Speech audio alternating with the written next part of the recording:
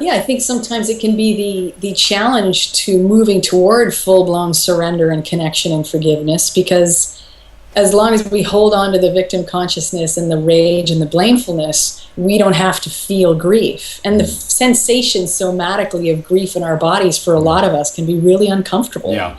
There's a few feelings. I mean, somehow anger is a little more tolerable to some than full-blown grief. Yeah. Yeah, and totally. sadness. So to the degree that we're comfortable with grieving, and I don't know how many of us really are, I'm not still, I resist it tooth and nail.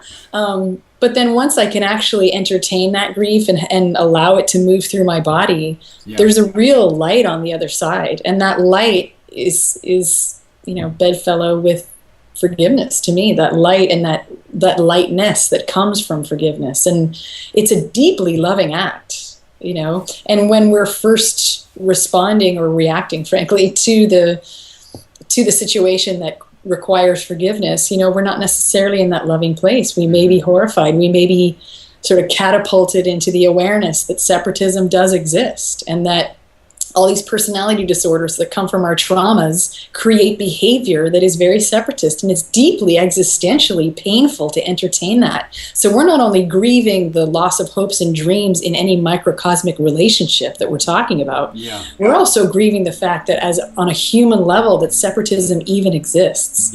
And for those of us who are more empathic, one small interaction to me can denote the millions of interactions that are happening like this around the world, politically, between nations, within our own hearts, within our connections with spirit, from tribe to tribe. I mean, it's forgiveness really brings into question the whole idea of how we treat each other on a very larger macrocosmic scale. So the grief can be very intense to entertain, but I would encourage it in others, and I certainly encourage it in myself, to feel it fully, because the rewards and the sense of connection with spirit and other, there's nothing like that intimacy of connecting soul to soul with people. It's why we're here.